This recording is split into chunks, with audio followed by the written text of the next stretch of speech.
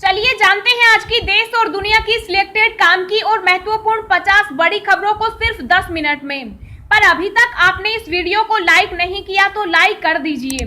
तो चलिए video start करते हैं। पीएम मोदी सोमनाथ मंदिर में करेंगे देवी पार्वती मंदिर का शिलान्यास, 21 करोड़ में होगा तैयार। नीरज चोपड़ा के लिए खुले तिजोरियों के मुंह, बीसीसीआई सीएसके और सरकारें देंगी बोरी भर पैसा, मिलेगी गाड़ी और घर बनाने को फ्री सीमेंट। स्वतंत्रता दिवस प्लास्टिक के तिरंगे पर गृह मंत्रालय सख्त, राज्यों से कहा इसका इस्तेमाल बंद करिए। अब हाइड्रोजन फ्यूल से चलेंगी भारतीय रेल, ऐसा करने वाला तीसरा देश बनेगा भारत। खुशखबरी, भारत की mix and match corona vaccine से दिखे बेहतर परिणाम, आईसीएमआर का दावा।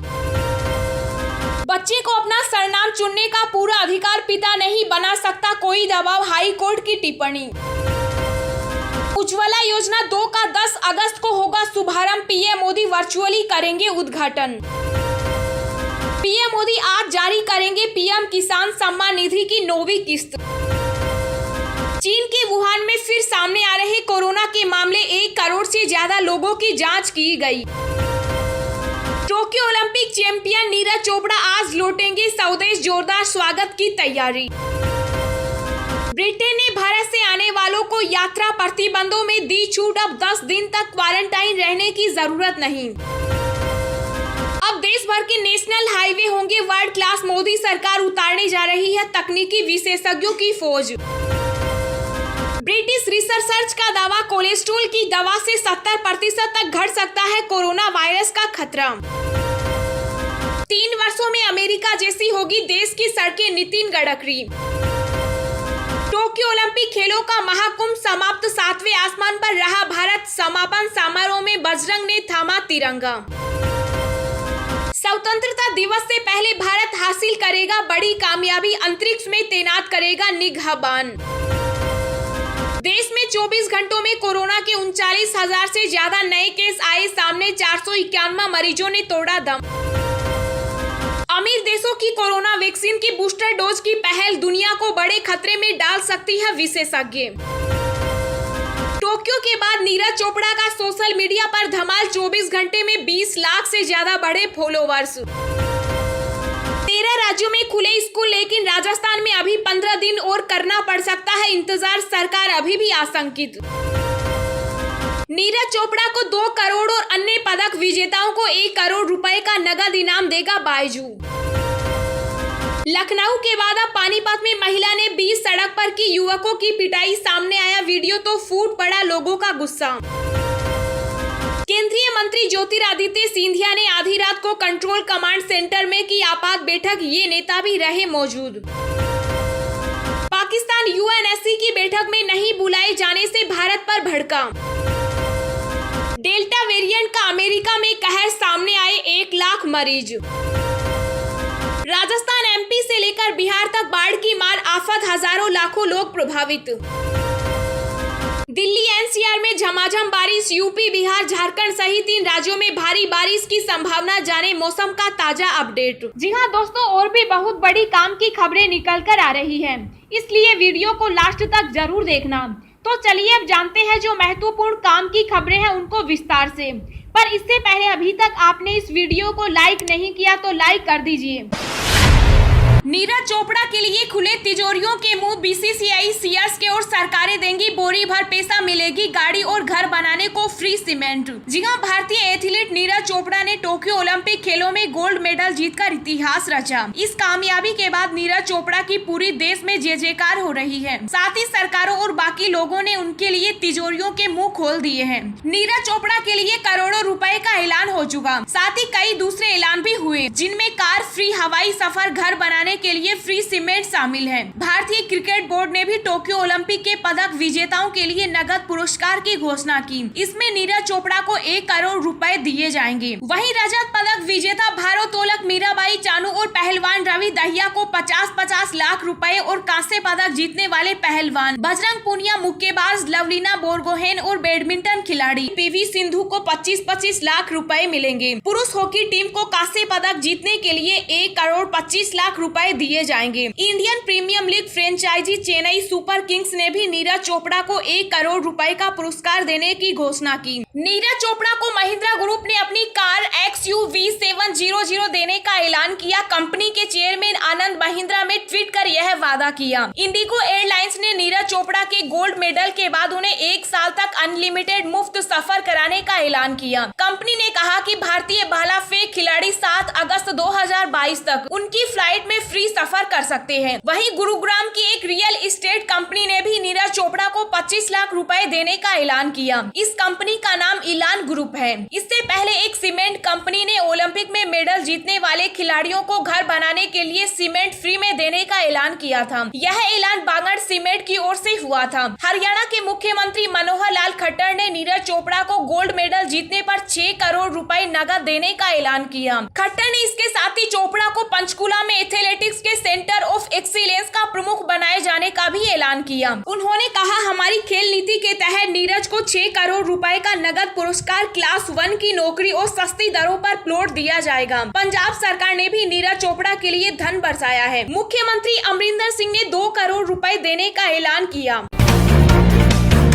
स्वतंत्रता दिवस प्लास्टिक के तिरंगे पर गृह मंत्रालय सख्त राज्यों से कहा, इसका इस्तेमाल बंद करिए। जी हां, स्वतंत्रता दिवस से पहले केंद्र ने राज्यों से प्लास्टिक से बने तिरंगे का इस्तेमाल न होने देने के लिए कहा। केंद्र ने यह सुनिश्चित करने को कहा कि लोग प्लास्टिक के राष्ट्रीय झंडे का इस्तेमाल न करें, क्योंकि गैर बायोडिग्रेडेबल वस्तुओं से बने आइटम का उचित निपटान सुनिश्चित करना एक व्यावहारिक समस्या है। केंद्रीय गृह मंत्रालय ने सभी राज्यों और केंद्र शासित प्रदेशों को भेजे पत्र में कहा कि राष्ट्रीय ध्वज देश के लोगों की आशाओं और आकांक्षाओं का प्रतिनिधित्व करता है और इसलिए इसे सम्मान की स्थिति में होना चाहिए। मंत्रालय ने कहा कि राष्ट्रीय ध्वज के लिए सभी के दिलों स्नेह, सम्मान और निष्ठा है। फिर भी लोगों के साथ साथ सरकारी या एजेंसियों के बीच जागरूकता की कमी अक्सर देखी जा रही है। यही कारण है कि महत्वपूर्ण राष्ट्रीय सांस्कृतिक, खेल और आयोजनों में कागज के स्थान पर प्लास्टिक से बने झंडों का भी इस्तेमाल किया जाता है। क्योंकि प्लास्टिक के झंडे कागज की तरह बायोडिग्रेडेबल नहीं होते और ये लंबे समय तक विघटित भी नहीं होते। इसलिए आपसे यह सुनिश्चित करने का अनुरोध किया जाता है कि केवल कागज से बने झंडों का उपयोग जनता द्वारा भारतीय ध्वजा संहिता 2002 के प्रावधानों के तहत किया जाए। इसके अलावा कार्यक्रम के बाद झंडों को जमीन पर फेंका भी न जाए। पीएम मोदी सोमनाथ मंदिर में करेंगे देवी पार्वती मंदिर का शिलान्यास, 21 करोड़ में होगा तैयार। जी हां, प्रधानमंत्री नरेंद्र मोदी द्वादश ज्योतिर्लिंगों में प्रथम स्मरणीय बाबा सोमनाथ की अर्ध शक्ति देवी पार्वती मंदिर का वर्चुअली शिलान्यास करेंगे। मंदिर के शिलान्यास के साथ ही पीएम मोदी सोमनाथ मंदिर परिसर के चारों ओर बनाए गए परिपथ का लोकार्पण भी करेंगे। बता दें कि पीएम मोदी खुद सोमनाथ ट्रस्ट के अध्यक्ष हैं। सोमनाथ मंदिर परिसर में 21 करोड़ रुपए की लागत से सफेद संगमरमर से बनने वाले मां पार्वती के मंदिर का शुभारंभ 9 अगस्त को अमांत श्रावण मास की शुरुआत से हो सकता है। यहाँ बता दें कि मंदिर ने कई बार विध्वंस देखा है, लेकिन आज भी इसकी शोभा कम नहीं हुई। अब देश भर के नेशनल हाईवे होंगे वर्ल्ड क्लास। मोदी सरकार उतारने जा रही है तकनीकी विशेषज्ञों की फौज। जी हां, देश भर में फैले 1,40,000 किलोमीटर राष्ट्रीय राजमार्गों की सेहत दुरुस्त रखने में तकनीकी विशेषज्ञों की तैनाती होने जा रही है। सरकार समूचे नेटवर्क को एक platform road asset management system पर लाने जा रही है। इसकी मदद से राजमार्गों के उन्नयन, चौड़ीकरण, विकास, मरम्मत आदि के बारे में अग्रिम योजनाएं बनाई जा सकेगी। सरकार की ओर से नियुक्ति होने वाले विशेषज्ञ तकनीकी सहयोग सुझाव के जरिए RSS को प्रभावी बनाएंगे। सड़क परिवहन व राजमार्ग मंत्रालय ने 2 तकनीकी विशेषज्ञों की नियुक्ति के आदेश जारी कर दिए। इसके तहत पहला सिविल इंजीनियरिंग और दूसरा सॉफ्टवेयर डाटा एनालिस्ट क्षेत्र होगा। खुशखबरी, भारत के mix and match corona vaccine से दिखे बेहतर परिणाम, ICMR का दावा। जी हां, कोरोना की मिक्स एंड मैच वैक्सीन को लेकर कई देशों में अध्ययन चल रहे हैं, जिसमें भारत भी शामिल है। अब इसको लेकर एक अच्छी खबर सामने आई है। ICMR द्वारा किए गए अध्ययन में यह दावा किया गया है कि कोवैक्सीन और कोविशील्ड की मिक्स एंड मैच वैक्सीन से बेहतर परिणाम देखने को मिले हैं। ICMR का कहना है कि एक एडेनो वायरस वेक्टर प्लेटफॉर्म आधारित वैक्सीन और दूसरे वायरस को निष्क्रिय करके बनाई गई वैक्सीन के संयोजन के साथ टीकाकरण न केवल सुरक्षित है, बल्कि उससे बेहतर प्रतिरोधक क्षमता भी प्राप्त होगी। देश में 24 घंटों में कोरोना के 39,000 से ज्यादा नए केस आए सामने। 491 संक्रमितों ने तोड़ा दम। जी हां, देश में पिछले 24 घंटों के दौरान कोविड-19 के 40,000 से कम नए मामले सामने आए और इस दौरान संक्रमित होने वाले लोगों की तुलना में इस महामारी से स्वस्थ होने वाले लोगों की संख्या अधिक रहने से रिकवरी दर बढ़कर 97.39% हो गई। देश में आज 55,91,657 लोगों को कोरोना के टीके लगाए गए हैं और अब तक 50,68,10,492 लोगों का टीकाकरण हो चुका है। केंद्रीय स्वास्थ्य मंत्रालय की ओर से जारी आंकड़ों के मुताबिक पिछले 24 घंटों में कोरोना के 39,070 नए मामले सामने आने के साथ ही संक्रमितों का आंकड़ा बढ़कर 3,19,34,455 हो गया। इस दौरान 43,910 मरीजों के स्वस्थ होने के बाद इस महामारी को मात देने वालों की कुल संख्या बढ़कर 3,10,99,771 हो गई। सक्रिय मामले 5,331 घटकर 4,06,822 रह गए। इसी अवधि में 491 मरीजों की मौत होने से मृतकों का आंकड़ा बढ़कर 4,27,862 हो गया है। दिन भर की ताजा खबरें सोशल मीडिया पर पाने के लिए आप हमें फेसबुक, ट्विटर, टेलीग्राम पर ज्वाइन करें। लिंक नीचे डिस्क्रिप्शन में दी गई है। इसके साथ ही खबरें सबसे पहले पाने के लिए चैनल को सब्सक्राइब करें और बेल आइकन को प्रेस करके ऑल को सेलेक्ट करें। 3 वर्षों में अमेरिका जैसी होगी देश की सड़कें, नितिन गडकरी। जी हां, सड़क परिवहन व राजमार्ग मंत्री नितिन गडकरी अगले 3 वर्षों में देश भर में अमेरिकी स्तर के राष्ट्रीय राजमार्ग विकसित करने का भरोसा जताया है। गुजरात के बनासकांठा में 4.25 किलोमीटर एलिवेटेड कॉरिडोर का लोकार्पण करते हुए गडकरी ने वर्तमान में देश भर में हाईवे निर्माण की गति को भी अब तक का सर्वाधिक बताया। उन्होंने कहा कि प्रधानमंत्री नरेंद्र मोदी के नेतृत्व में देश भर में हाईवे निर्माण की गति बेहद तेज है। अगले 3 वर्षों में देश को अमेरिकी स्तर की सड़कें मिलेंगी। गडकरी के अनुसार एक जमाने में देश रोजाना महज 2 किलोमीटर लंबाई की रफ्तार से राष्ट्रीय राजमार्गों का निर्माण कर पा रहा था। यह गति वर्तमान में 38 किलोमीटर प्रतिदिन पर पहुंच गई।